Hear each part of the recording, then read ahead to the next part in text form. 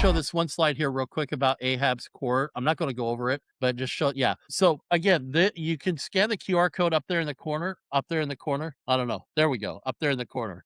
That will take you to the blog post, and you can click the button below the video, and that will take you to the Google Drive where you can download this. But this just kind of compares Ahab's earthly court with the Lord's heavenly court, the divine counsel. And then, so the question of all of this is, which counsel are shaping your decisions? Because the application here isn't simply the Bible teaches a divine counsel. The real application is far more personal. Which counsel is shaping my decisions? Are we being governed by the loudest voices around us, the most popular opinion, the political atmosphere, the algorithm, or our preferred commentators, or the word of the Lord? Because Micaiah shows that consensus is not the same as revelation. Ahab shows that the people sometimes gather spiritual voices around themselves to sanctify what they have already decided. Jehoshaphat shows that it is possible to request divine counsel, hear it, and still fail to act upon it. And then we move into chapter 20, because it shows a better way. It's to seek the Lord first, listen for his word, and then structure our responses around heavenly direction. So the question becomes deeply searching. Am I asking God for direction,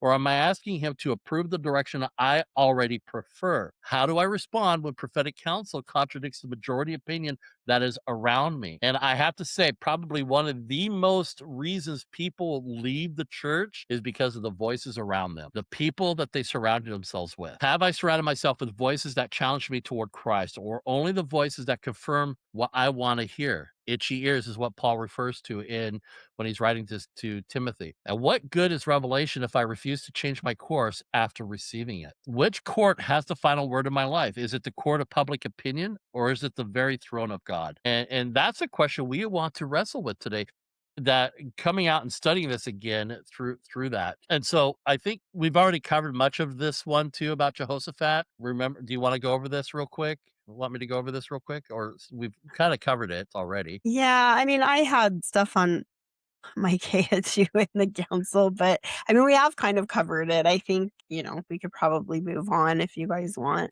All right. Well, Um, if you want to keep with Micaiah and share what you have on Micaiah? well, I kind of just did. I didn't show my slide. I mean, I could Oh, show you okay, my slide if you want. I just talked on yours, but yeah, okay. let me pull this back up really quick. I'll show you really quick. So I had this little slide for Oh, okay. Micaiah in here. And so anyway, this was kind of my little Micaiah slide. But anyway, that's that. We already kind of talked about him, and I think we already talked about Jehoshaphat. So I feel like we could probably just kind of move on to the next thing.